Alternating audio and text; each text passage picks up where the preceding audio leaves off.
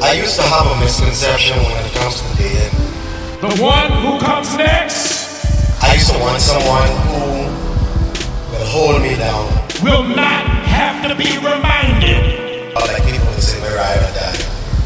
But as I got older and experienced a lot of stuff when it relates to relationships, I don't want someone to hold me down anymore. The one who comes next will not need a tutorial on how you should be treated. What I want when I need someone to lay me up. The one who comes next will know what they are supposed to do, so you don't have the responsibility of raising a grown-up that ain't your child. You're tuning in Life Lessons with your host, Delano Carey, where we discuss hard, difficult topics.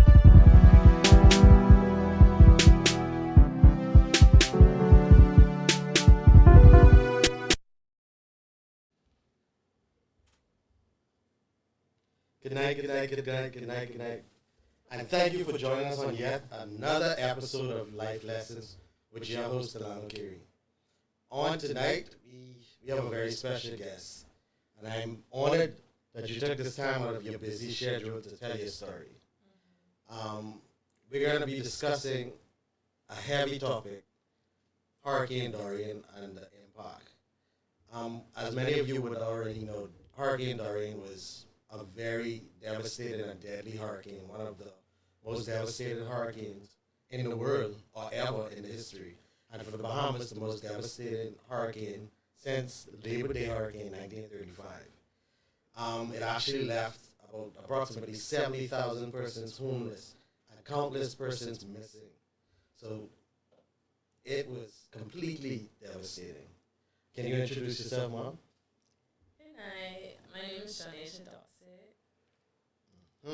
Tell us about you. What do you do? Currently, I'm a university student at the University of the Bahamas. I'm a biochem major, and I do work at the Fitness Connection currently. Oh, so you work out? No, it's a store. I work there. Okay, I know you were talking about a lot about eating fast food before we came on. Yeah. So I was trying to figure out, okay, that's why you work out, because you eat a lot of fast food. Yeah, no, I don't eat a lot of fast food actually. You just feel like eating fast food today. Well, Give or take, I get it. yeah. But we're gonna chime right in. I know that you were there during the time when the hurricane would have came. I think September 1st to be exact. Take us back to that date, September 1st, 2019. September 1st. Yeah. Well, it started off like any other regular hurricane that you prepared for. I went to sleep the night before, woke up, perfectly normal. It was like any other hurricane, like I said. The morning wasn't actually bad. We still had power. My mother was actually still cooking. Like she was up and What was she she was cooking? frying chicken. Yeah. Chicken. She was frying chicken. I do remember this. She had seasoned up a bunch of it the night before, and she was frying some chicken just to store in case of anything.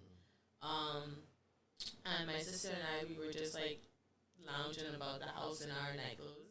Just it was like, oh, finally we don't have to go to the first day of school. You know, because school was supposed to open up at the time. It was like, oh yeah, you don't have to go to the first day of school. Like we were just about the house. Yeah. So I would say it got bad around 1. So that's 1 a.m.? No. 1 p.m. In the middle of the day. September 1st. Yeah. So like I said, the morning was perfectly normal. Like there was nothing wrong. Outside was normal, like a regular hurricane. So at that point, did you see people moving around like regular, or were people in preparedness mode? Nobody was outside. I mean, like inside the house. Okay, it was just felt like a normal day. like a normal day because say like it was a category 2 or even 3, and you're just home. Not expecting it to get as bad as it did. Right. That's what it was like. So we were just inside, everything locked down, regular day. So did you see like your neighbors or persons actually taking it serious and preparing? Yeah, everybody took it serious and prepared for it. They warned us before. They was like, yeah, it's a strong hurricane coming this way, so prepare.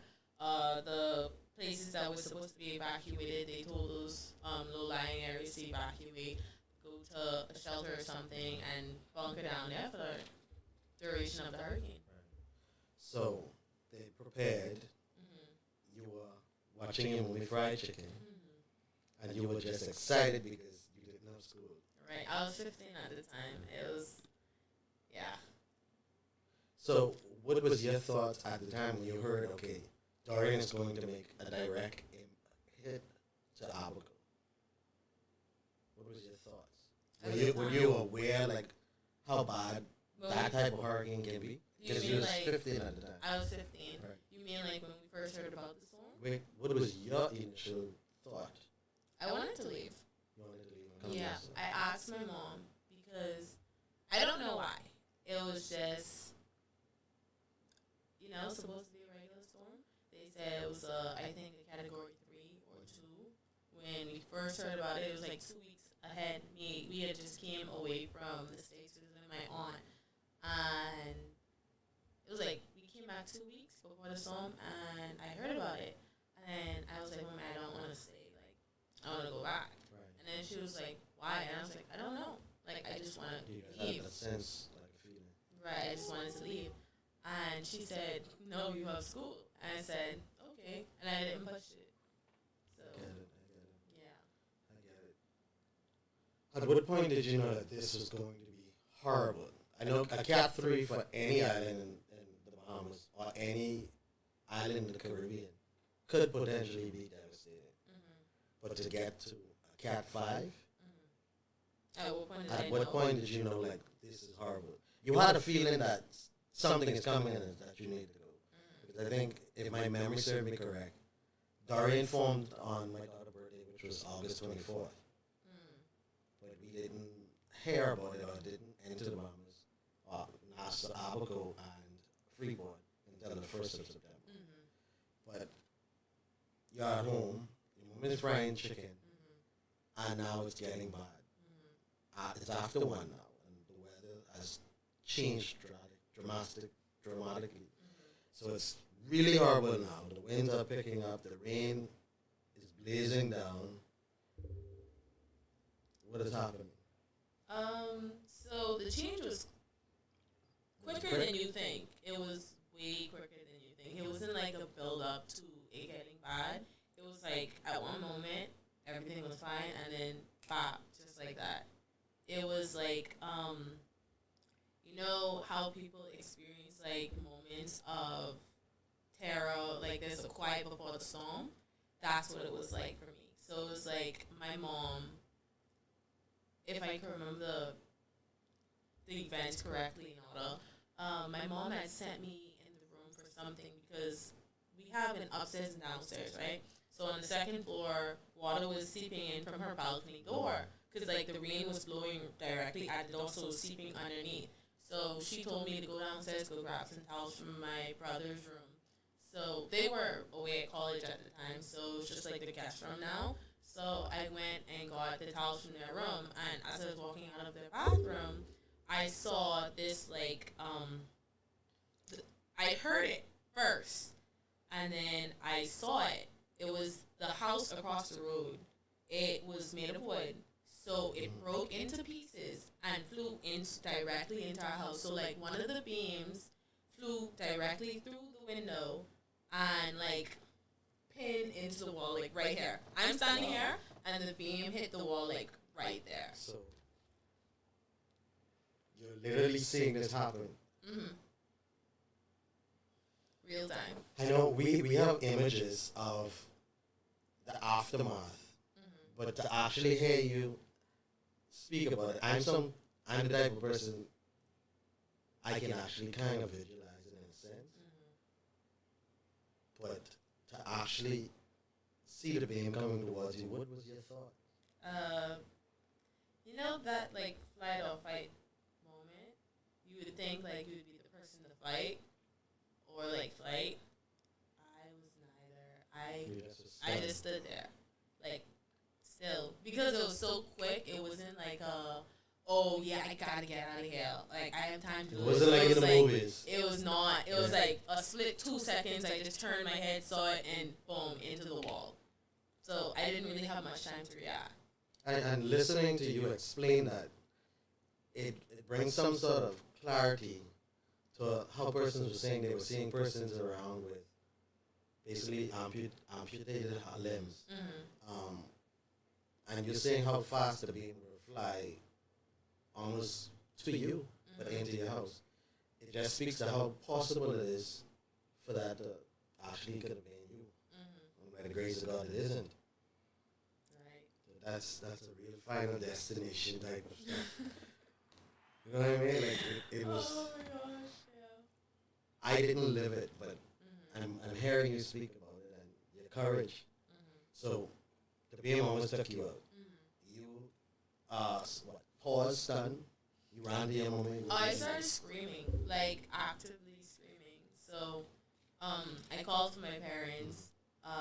The beam actually missed the entire shutters, so it went straight through. Like how our shutters were built, it was like 2 at the top, and then lines of, I can't remember what type of wood we used, but just there was little tiny spaces in between, and it went directly through, broke the window, and straight into the guest room. So I started screaming. Right, exactly like a missile. And I ran upstairs to my parents, and my dad heard it. So he came running downstairs. He's like, what happened, what happened? I was like, the window blew out. And then he was like, girl, what? And then so we all had to run downstairs because the one crack in the window started like to break the whole window. So, you know, the wind's outside, the pressure, it started to break the entire window. So we had to go into our storage unit. So we have this storage unit that was connected to our house, this back room. And it had like this huge piece of plywood. So we took the plywood, put it up against the wall with the window, and then had to use like wall screws to screw the plywood down in order to like keep it inside, protect it. And basically that's what we had to do after that. So did anything other than that happen in terms of damage to your home? Oh, definitely. That was just the beginning. So, it didn't stop after that. The water was still going on upstairs. They put towels there to stop the water from coming in. We had put the plywood, and we thought, okay, my mom she told my sister and I, she was like, okay, you know what, this looks like it's getting bad, so I need you two to go change. And so she told me and my sister to put on something long, like cover your arms, cover your legs, put on running shoes, and she'll get all the important documents. So she got all of our important documents. And we got like a backpack and waterproofed it. So I learned this thing because I grew up in high school. I did Rangers. So they told us how to waterproof our bags. I got a garbage bag. She threw all the important documents in there. I tied the top, threw it into a backpack, and then we zipped that up and kept that with us the entire way. So we didn't lose anything important. Had all the birth certificates, passports, all of that. Good. So, we all hunkered down in the front room, and then we heard this bombing on the door, like this bomb, bomb, bomb, bomb. We was like, who could possibly be outside right now? In the middle of a hurricane. Right. We was like, who? In the middle of a hurricane. What is happening? Like, we thought we were going crazy, so, like, we all went silent and just stood there, like, listening to this bombing on the door at first, and then it was, like, this quick reaction. We started running to the door.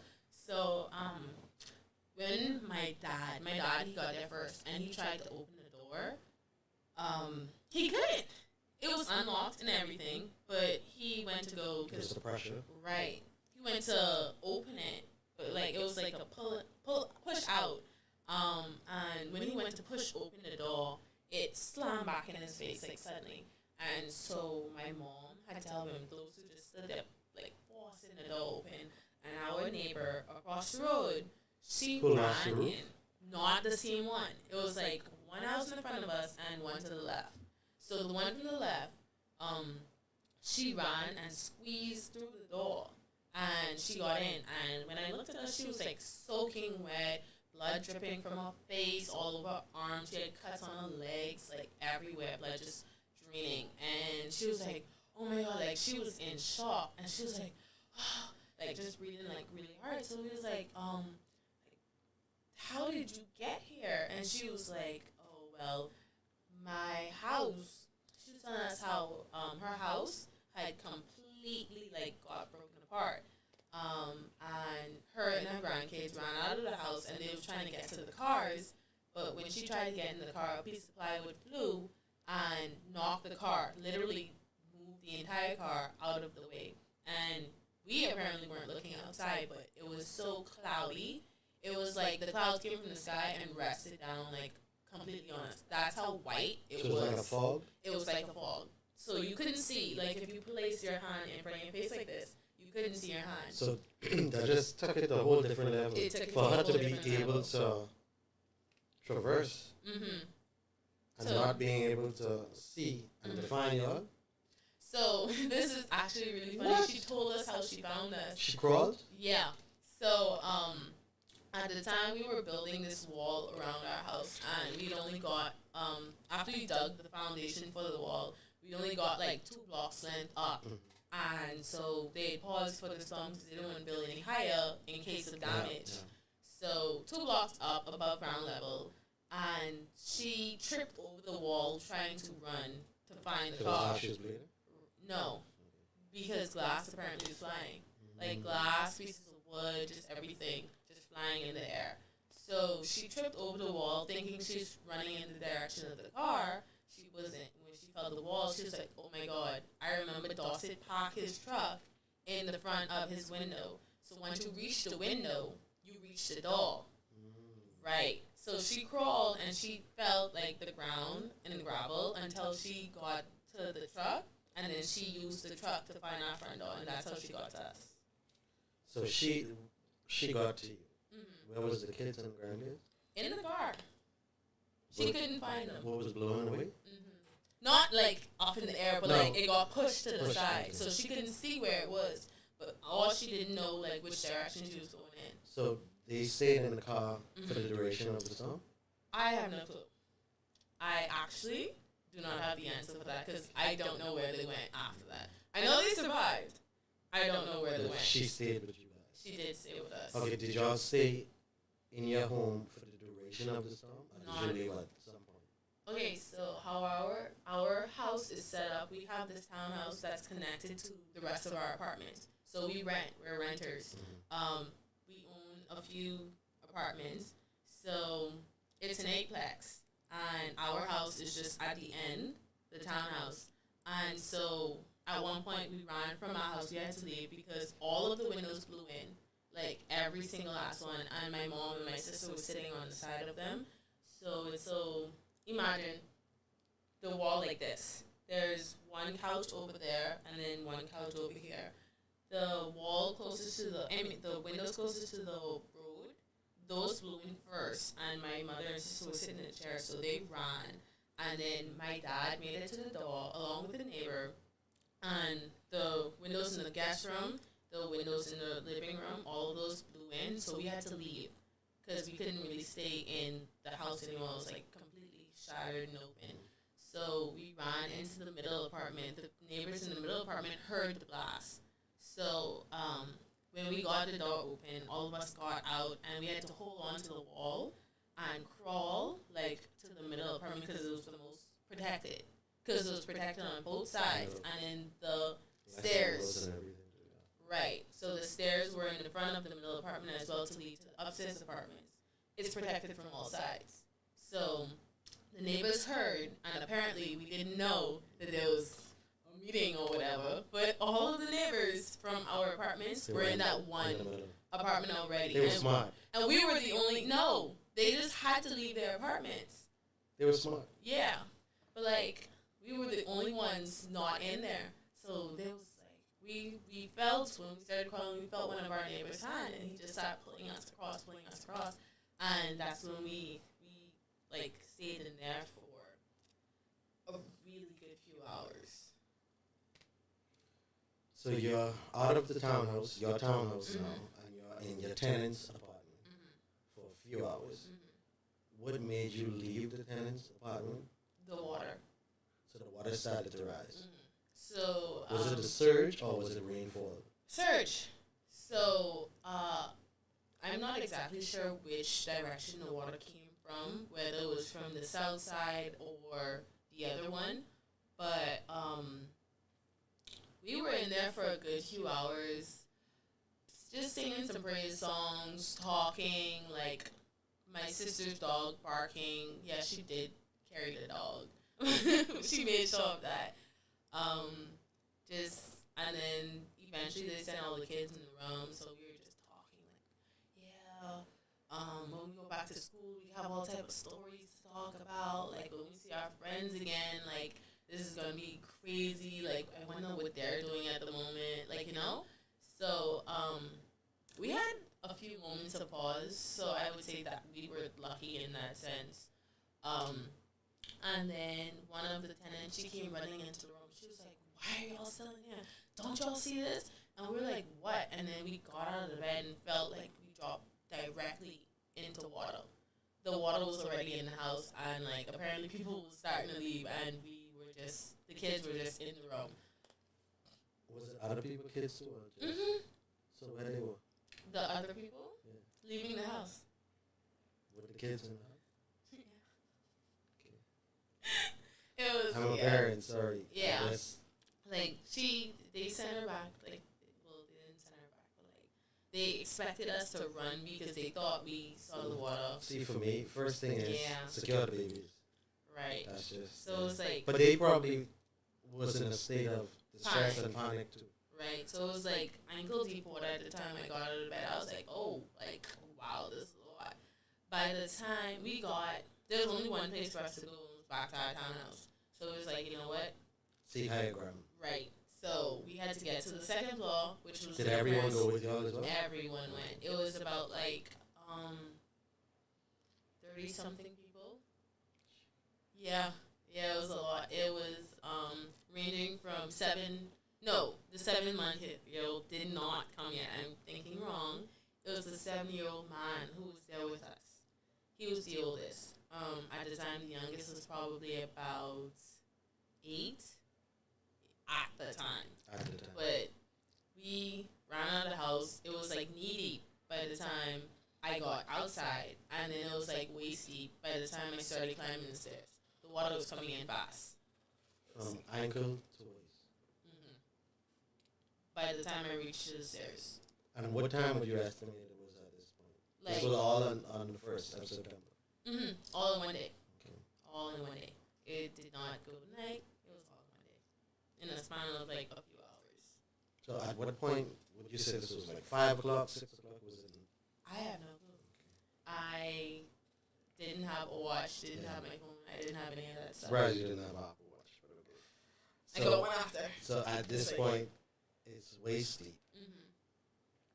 What was next? What was next? So all of us made it up to the second floor.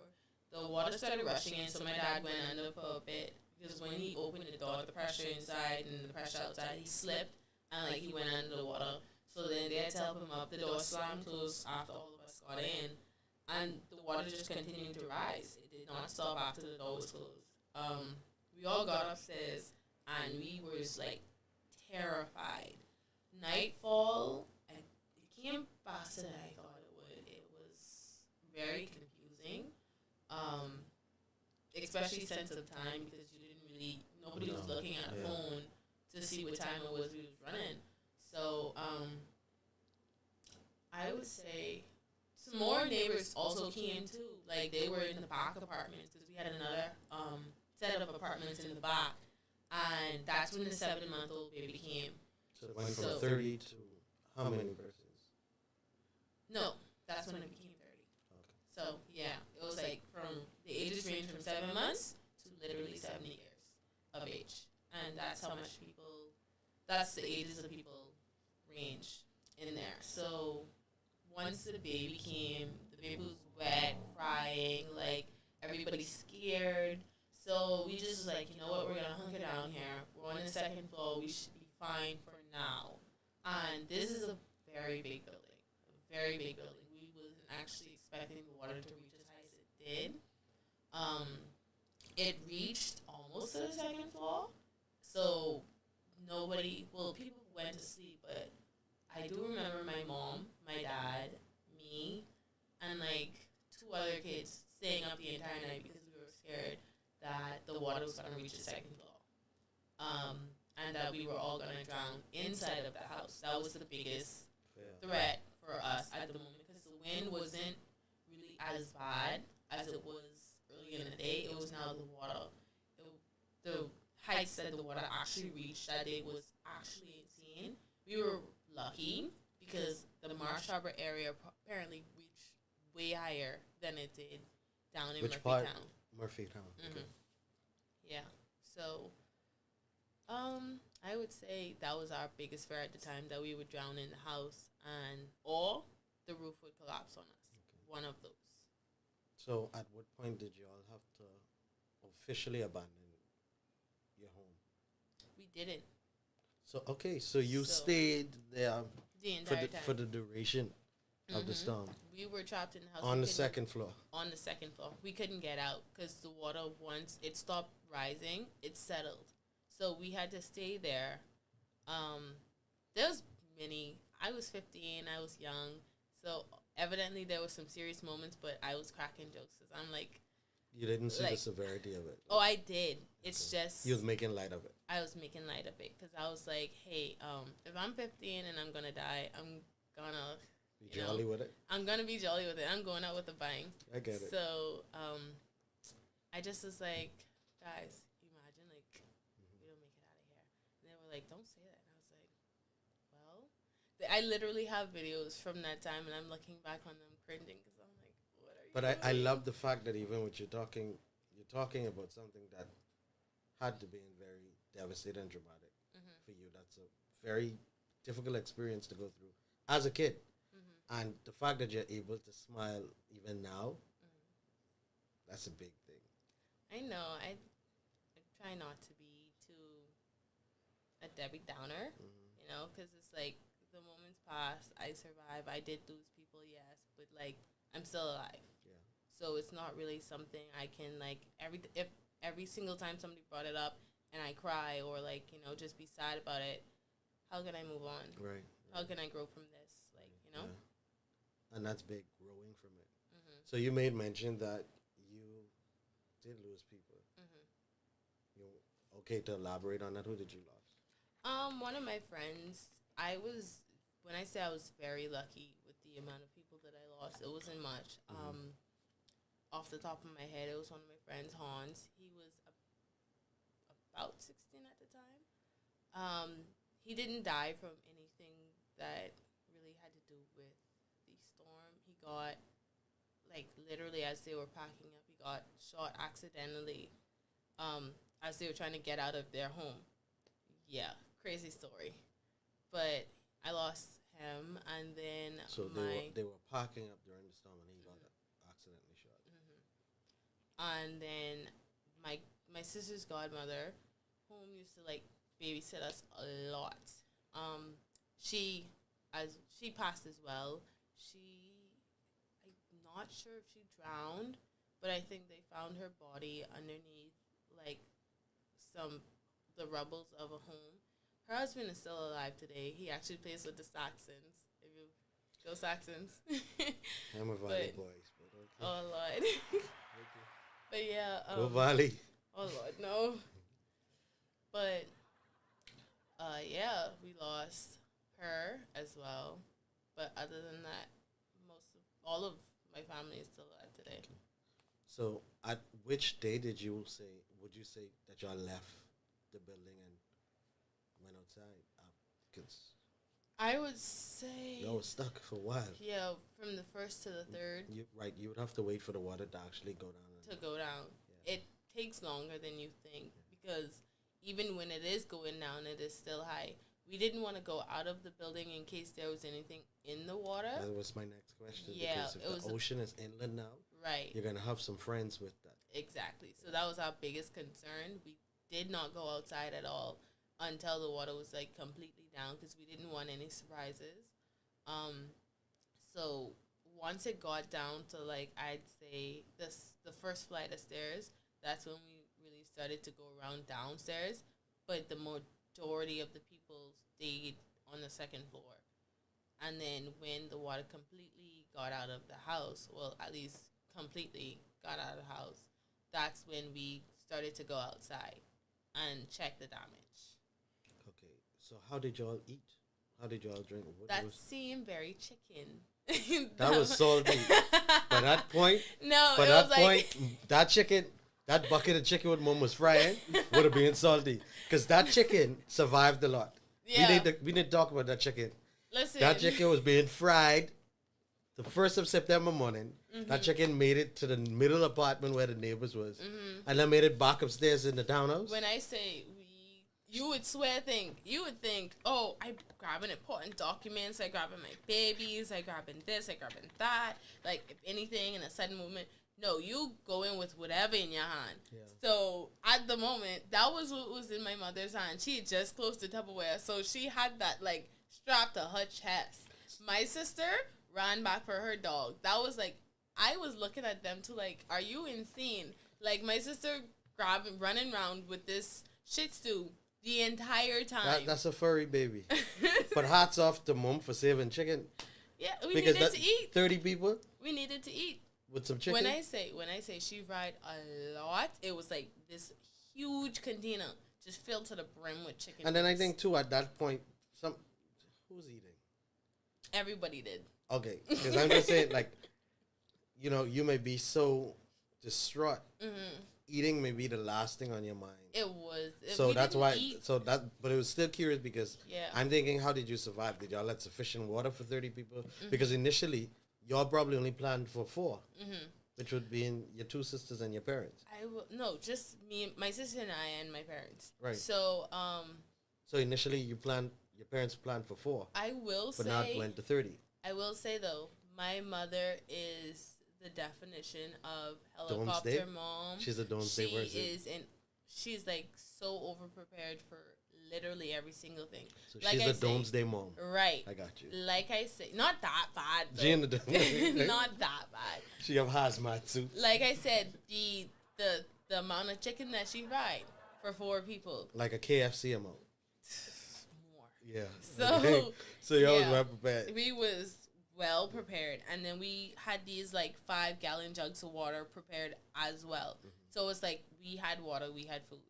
That's good. And then they, after the water kind of like went down with the chicken, like we did not eat for a very long time. It wasn't that we was hungry. We weren't hungry at all. Nobody was hungry. We was too busy like doing other stuff. So nobody was really thinking, oh yeah, like I'm hungry, give me some chicken. Right. That I get chicken it. survived between all of us. And then Yeah. to top it off, once the water got downstairs to like waist deep, then we have this portable stove that we had, and a burner. The butane stove. Right, Yeah. those. We had like a 2-burner, and they got that, boiled some water, and then made some mashed potatoes because we had a storage room. So y'all like mashed potato and When, chicken. like, yeah. So mashed potato and chicken. we was eating good. Literally KFC. we was eating good. Yeah. We had this, surprisingly, we have a lot of canned food. Like I said, we just came back from the States 2 weeks before. My mother shops for a year. So each year she would go away, shop a year's supply, and we talking canned foods, like anything that's good to store. So we literally had it all in the house. That was the best place to be. In your house. In our with house. the chicken and the mashed potato. With the chicken and the mashed potato. and the mashed potatoes. So now the water has receded. You're outside. Now you're physically able to see the damage and the devastation of your neighbors. What's going through your mind? We have some photos and some clippings of the devastation before and after of Abigail. So how far inward did you go In wood? in Murphytown to actually see what was going on? When we first got outside, we couldn't exactly get out of the corner. So it was like, that's the farthest we got outside of our house. And then the next house down. That was it. My dad didn't really want to leave because there was so much like rumors going around. Like we don't What know. was the rumors? like, oh, is it coming back? Is it gonna, like, because, you know, it did sit on us for a while. 24 and it hours. Did, right, Yeah. and it spun back. So it's like, is it coming back again? Is any tornadoes coming back? Like, what's exactly Y'all happening? experienced tornadoes during the time? It was in the storm. That was why it was so, the winds were so bad. Because there were, like, I think tornadoes. it was storm. 185 miles per hour wind sitting over Abaco for 24 hours. Exactly. I did my research. But I Yeah. did my part. I was in Nassau, and at that time I operated a news channel, online based, and persons were sending me information, the names and the address of their family members. I was sending it to the authorities, like, is this person on your list? And I was up with y'all. We probably was on that list being I involved. was up with y'all, and the amount of messages that was coming to my inboxes for me to send out, and it did my heart good to know that I could have helped. And even shout out to our church. Our church assisted, especially with persons coming in from Abaco via boats. Our church would have meet them at the dock and assisted. No. Shout out to Western Air. They got me out of there. Yeah, he's in Western Air, got you out, 4 days later? We arrived exactly in New Providence on the 6th of September. No, actually, I have that wrong. The 7th of September. Why I remember this is because it was my mother's birthday. Oh, right. My birthday on the 13th, and my boss' birthday is on the 7th. Mine is the 13th as well. Yeah, man. Yeah, my birthday is September 13th, and at the time I was turning 16. Oh, she is smart. Yeah, so my mom. She's brilliant. September 13th. My mother is the 7th, and that's the day My grandmother that we was got the in. 6th. And, Oh, yeah, but like, it took us a few days to get out of the corner itself because there was this huge tree that fell in the middle of the road, and then there was a portion of the road where the water was still like about waist deep. I was 15. I was short. Waist deep for me. She's still short. Yeah. Oh. Okay. The water was like waist deep. For a 15-year-old. For a 15-year-old, and we ran out of it. First of all, because there was like a snake in the water, and nobody was dealing with that at the time. And then eventually, they got my dad's truck started, which I was so shocked that could have still start. It was a Dodge Ram. That's why. Yeah. Built tough. Yeah, they built tough. Like they say Ford built tough, but Dodge that's Ram, still running to this day, and I'm honestly shocked. and that was underwater. That was underwater, completely underwater. So if he tries to sell it, y'all know y'all buy it. I just saying. She put it out there. I'm just saying. Yeah. If he tries to sell the truck, y'all know y'all buy it. But So, you cleared the street so that y'all could have gained access, I guess, to more in town or what have you. What was some of the stuff that you saw as a 15-year-old? Did you? Because I heard a person saying they saw dead bodies and different stuff. Did you see anything that gruesome or devastating? Gruesome? No. Because, like I said, we couldn't get out of the corner until, like, I'd say about the 4th day. So they would have already been clearing and... They would have already been, people starting to run to shelters, the hospital, then up and operating again with people filing in there, like, people just moving around. We were, like, one of the last people to be found. Because, one, none of the phones were working. It took us a few days to even get, like, internet, or like service to call somebody. My mom had literally just a few months before bought a second phone. Why? I don't know. But don't stay, mom. She just. Oh, I remember why. Alive was having this event. This is when Alive had just saved the day. Alive had just started to like promote, especially they had just moved saved to Abaco. Because I was using Alive to communicate, to get information. Exactly. To give, this person is trapped here, this person is here. So they had just came to Abaco and they was giving away like free promotion and stuff. Like they was giving away free SIM cards. Yeah. If you had switched from BTC, they were very petty for that. Oh yeah, I know. Like I remember that was the promotion. That promotion with Alive had going on. Yeah. Especially with the iPhones. Switching to get what? And I get it from a Nokia to iPhone. Right. I'm switching. So okay? she switched because she was like, I get a whole free SIM card in the phone. Like, why not? So she did the switch, and so she kept her BTC phone either way, and she still had the live phone. So she had 2 phones, and she just was like, ha ha ha, I have 2 phones. Yeah. And then but the live saved the day. She was able to communicate because with that. everybody else in the house had BTC at the time, Which was down. Right, and it was down. So once we got to the second floor outside where the other apartments was, a few days later, finally, like, messages started piling in, like, everybody saying, Janine, where y'all is, we can't find y'all. Like, of course you can't find us, we're home. Like, and trapped inside the corner. So she called, I do not remember who she called first, but she called somebody in Nassau, I think, and then she called my aunt who lives in Thunderstown to check on her dad. And then that was it from there. Like, we used the truck to get the tree out of the road. That's when we started, like, going into town and seeing all the devastation, like, all the homes. It's like, imagine this place you've been your entire life. Right. And Changed. you're just looking at it and you don't even recognize where you are. That's what it was like. I saw the pictures, and I saw the pictures, but the pictures didn't do it justice on the ground. I was one of the persons chosen from my work to be a part of my work task force.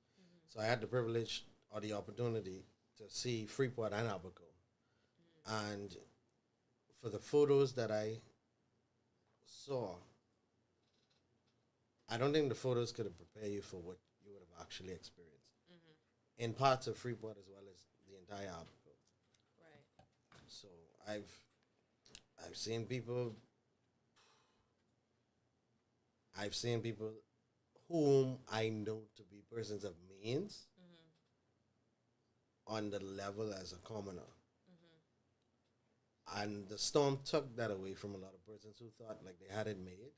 Now everyone is on one level, one playing field. We don't have this, we don't have that, and we're going to find resources. Right. So I think it was a humbling experience for not only us who lived in Nassau who had to go to give aid, but to just see the unity. That it unified a lot of persons. I spoke to people through our corner who I had never spoken to before. Like I said, it was 30-something people in that one room, and literally, I can't think of any other people who I'd rather spend it with. Anytime I see them today, you never talk to. Like, anytime I see them today, I given them the biggest hail. I'm like, oh my gosh, hi, how are you doing? Like, I miss you. That's it. Shoot, y'all literally survived the storm together. Right. Quite literally. So I mean, I expected that's a story that an experience that won't ever leave you. It won't ever leave you. Well, for instance, I have a cousin. She's a teacher in Freeport. I don't recall the storm before Dorian. I know it was a bad storm before Dorian that hit Freeport, and I think Abaco as well. But Dorian was the worst. Do you remember the name? Well, he was 15 during Dorian, so Right. being younger. But nonetheless, she's a teacher, and she said, whenever this was during Dorian, she told me this. As I was in Freeport, she said, before Dorian, when that particular hurricane happened, and it would have already gone, and we would have already started to rebuild our lives. But whenever it rains and the sky get dark, my kids or her students would run under the desk because of the fear that this may be a hurricane, because of what they would have experienced. Well, they should now be adults. But for her to tell me that I wasn't there for Dorian, this is now the second bad storm third bad storm that I can recall hit Freeport. So for her telling me this, and I'm watching her baking chicken on the grill, because I went by all of my family members while I was in Freeport to check on them, and she's telling me, she said, I'm just thinking about my students, because if a little rain happened, they still traumatized from the last storm, and this storm was worse. So, do you have effect issues when it relates to that? Do you ever reflect on I will say, post-traumatic stress, anything like that? right after, I felt like everybody had to walk on eggshells around us. Nobody really brought it up. It was like You went this, around persons who lived through it. Freeport, Grandmamas, Alberconians. not just Something like that. Abconians. This is really sick to say, but like the ones who ended up at Princeville with me, especially because we did have to go to different schools eventually. Whenever we did bring it up, we had to make light of it. Like, it's either you laugh or you cry. That's what we used to say a lot. Like, hey, people I went to school with my entire life, who I was not friends with, who I barely spoke to, now was like my closest friends because they were all I had from home. So we didn't talk about it much, but like when people asked about it, we made light of it. We were just like, yeah, like my house blew down. What do you want me to say? I get it. Yeah. Did it bring some sort of normalcy, even though you may have passed them by, but now to see someone from back home, you represent something that I remembered. Did that help? Yeah, I talked to them a lot. Those were my friends. At How that could time? I? Still today. That's good. I wanted to know. Yeah, still today. I love my friends from back home. How could I ever forget them? So, have a lot of your friends, y'all now would be out of school, so they maybe went on to college or whatever. Did a lot of them return back to Abaco to finish school? Or? The majority of my graduating class, because at the time I was going in the 12th grade. Yes, I know, at 15. I was supposed to go into the 12th grade. And it don't surprise me, your birthday September 13th. That's true.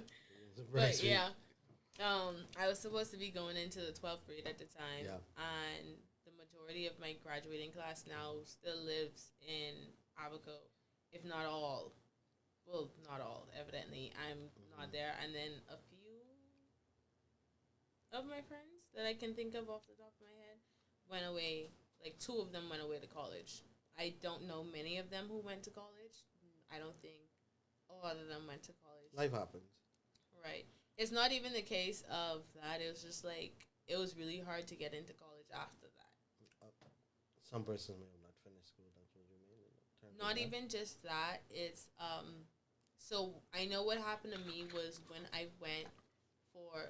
did start applying to colleges, I had went to the Ministry of Education for my, Is it PGCSE results? What? not even BGCSE results, just, they need your grade 10 to 11 transcripts. Right. I went for my transcripts and they told me that they didn't have them. So I had to go back to the school in Abaco. What was the school? What was the school? Because the school wasn't up and running yet. I had to track down the people from the office. It was easy because I kind of knew them. But I had to track down the people from the office. It was like, yeah, we don't have it. Like, everything was destroyed. We can't do anything for you. So then I had to take college prep. And I had to pay for it because I didn't have any transcripts. Yeah. So, yeah, that was the situation for me. What other people went through, I'm not sure to say. But I could imagine that evidently not everybody wanted to go through that trouble. Yeah. That's a lot. I have a cousin, Charles Carey. He has a Methodist school over there. And he helped a lot of his students. Which school was it? It's a Methodist school. You can't put me on the spot. I don't remember the name of the school. Lord. But it is a Methodist school. And it's in Abaco. I hope that helps. It does not. Okay. He has a church too. And a Methodist school. I hope it helps. It does not. I think it goes from grade 1 to 12. But he assisted a lot of his students. I know because he nagged me and he made it my problem too. I don't want to say agape. I think that's what it is. Agape? Yeah, I think that's what it is. Okay, because I can't remember what denomination they followed. Yeah, I didn't go to that school. I think it is agape because when you said it, I can't remember their summer program, the vacation Bible school flyer when you said that. Agape. Yeah. It's agape. Yeah. So it was nice too to see that even though he was a principal or whatever, he was so on the ground with assisting students. Very few times you have teachers or even principals or administrators who care that much to assist students.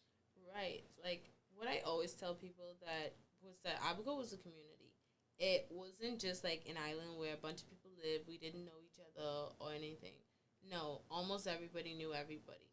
It was like one huge family. So I couldn't walk anywhere in Abigail without people already knowing my name. Whether we spoke or not, they knew who I was. Yeah. Exactly. So it's like everybody's looking out for your kids. Everybody knows who you are. The school is a community. The church is a community. Like, the neighborhood is a community. It's just, even if you don't speak to this person, you know who they are. Right. And if they need help, then you'll help them. Right. So that's what it was like. So when was the last time? I'm sure you would have went back numerous times. Because she's a Abigail girly. I am. So when was the last time you went back home? Right before the summer. This summer. I'd say back in May, probably. Right before schools closed, my dad had to come over or something, so I popped over to be with my mom. Okay. Yeah. So 2019 to 2024, I don't think y'all have KFC yet. No. Okay. But with the rebuilding and stuff that happened, is it close to being back to where it was so far?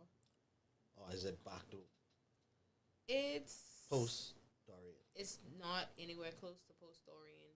It has rebuilt beautifully. It's very different, but all the same at the same time, you know? Like, nothing that was where it was when you were a kid is the same place. Buildings have changed. People bought these old buildings and built it into something new. It's like the hardware store is not where I remember it. It's like in a completely new building now. The only things that I could think of that is consistent would be the food stores. Those were the only consistent buildings I could think of, or my mom's were. But even they changed the entire design of the inside of that.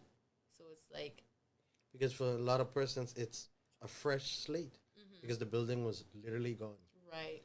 So, in terms of aid, during the 4 to 5 days while you were still in Abigail after dark, what was some of the aid that you saw, if any? Because you always somewhere in Murphy Down. Not much. It wasn't much. Right. It was like mainly like community helping community, or like the people who worked in the hospital helping the injured, or people staying at the government complex because they had nowhere else to go. Oh, I heard of that. Yeah. So the government complex was fairly new, so a lot of people went there, right, especially in the Dundestown area because the water got so high. It was a really big building, so that's where people went. Because a lot of the shelters would have been compromised. So I pray that they would have revisit the shelter ideas and the ones that were compromised or needed to be rebuilt, change the design. But I don't know what could have stood up to that. I don't know. I can't even say bunkers because at least the flooding and the surge. The biggest problem with us was really the windows. The walls cracked a bit, but our house held up. Yeah. So predominantly the buildings in post Abigail was a lot of the buildings, like what you would see in Nassau, like a lot of stone, or they would be like the concrete sidings, or how was it? I know they have stone buildings, but what was the norm? I think it was a mix. Okay. So you would see stone buildings, but you would also see wooden ones. Because I've seen some pretty wooden houses. Right. Very colorful and stuff. So now, would you say that they moved away from that and now they're doing more blocks as a result of Dorian? Yeah. I would say that. We, for sure, build with strictly blocks now. well, we never even tried to build a house with wood because really it's not safe. Yeah. It doesn't really hold up well, but yeah, we for sure stick with the blocks. So you think with them nails dancing in the wood. Mm.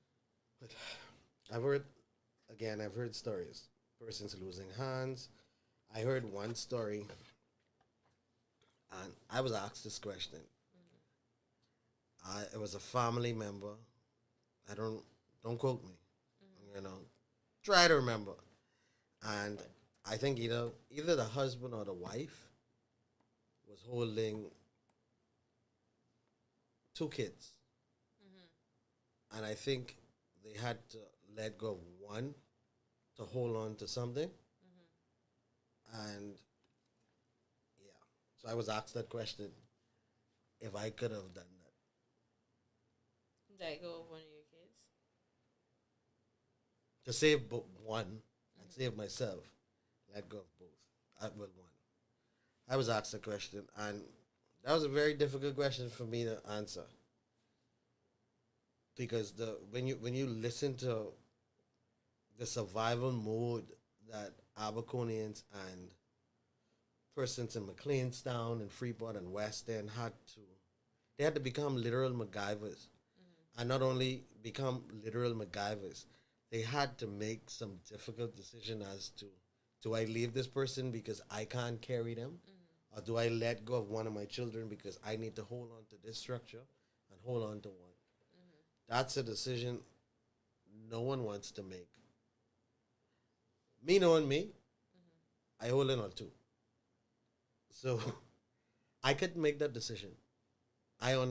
Because to live without one would still be beat me up because I literally let you go. Right. So when I heard that story, I was like, the face of that child, that parent will see for the rest of their life. To know that I had to let my baby go and I literally saw, like, what if the child scream out for, you understand? Right. So it is my hope and my prayer that persons who would have encountered situations like that would have had some sort of aid for their mental health. Because therapy would definitely be needed. And not only for persons who lost persons or who had to make such decisions, persons who lost everything.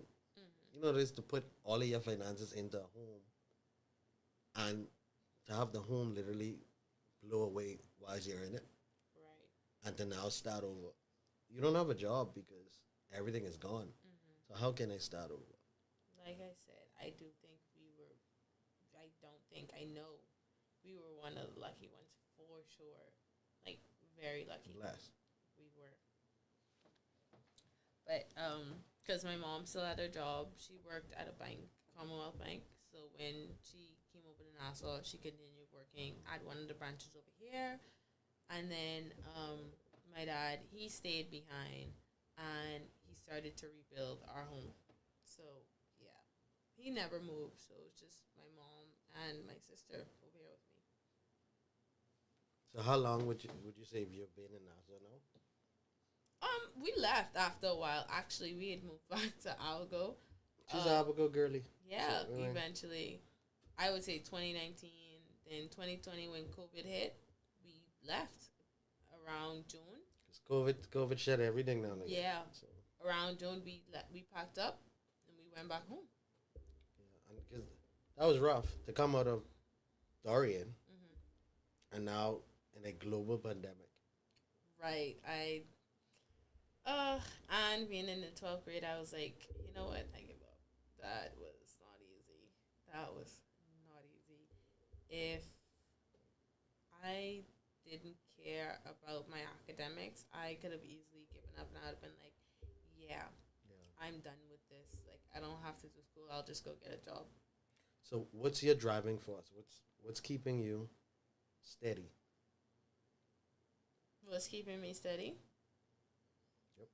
Life. I gotta live.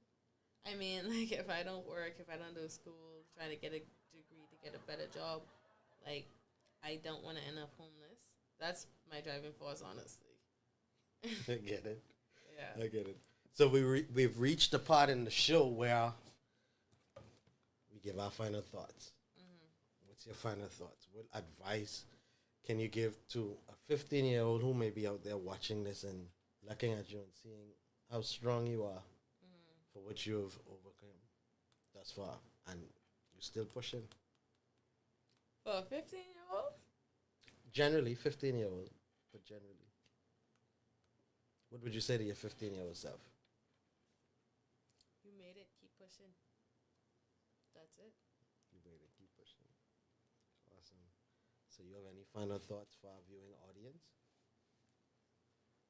I know you might say something for the Alberconians and then the Saxons, but okay. I mean, Saxons not so much, but Chalupa City to the world. I love my Alberco. Say that again? Chalupa City. What does that mean? I can't tell you. Oh, you have to be from there to know that. I get it. But So yeah. if I go and I say Chalupa City, they go like a million what? No, but But it's a y'all couple know, other cities. Y'all have...